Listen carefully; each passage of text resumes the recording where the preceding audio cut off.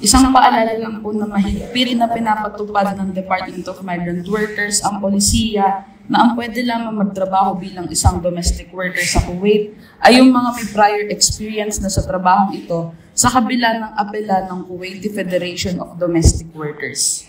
Noong nakaraang buwan, nagtungo ang Kuwaiti Federation of Domestic Workers dito sa bansa upang hilingin na payagan rin ang mga first-time workers dahil sa severe shortage ng Kuwait sa domestic workers with only 20% of the demand being met.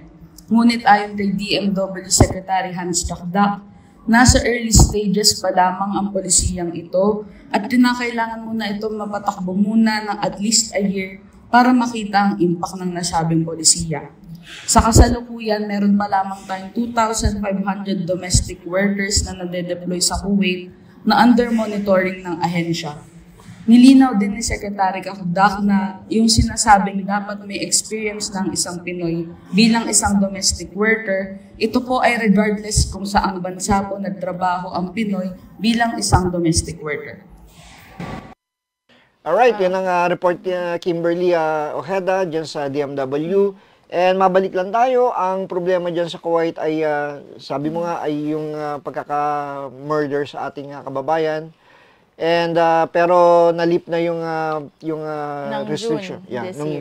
June this year, no? After 1 year and 1 month na. Nalip na yung visa restriction, yung issuance ng visa.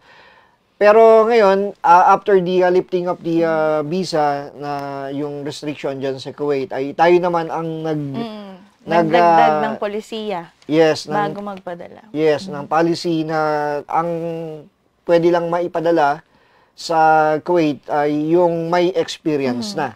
Mas maganda nga naman kasi at least alam na nila yung pinapasok nila. Meron na silang background kung anong i-expect pagdating sa bansa.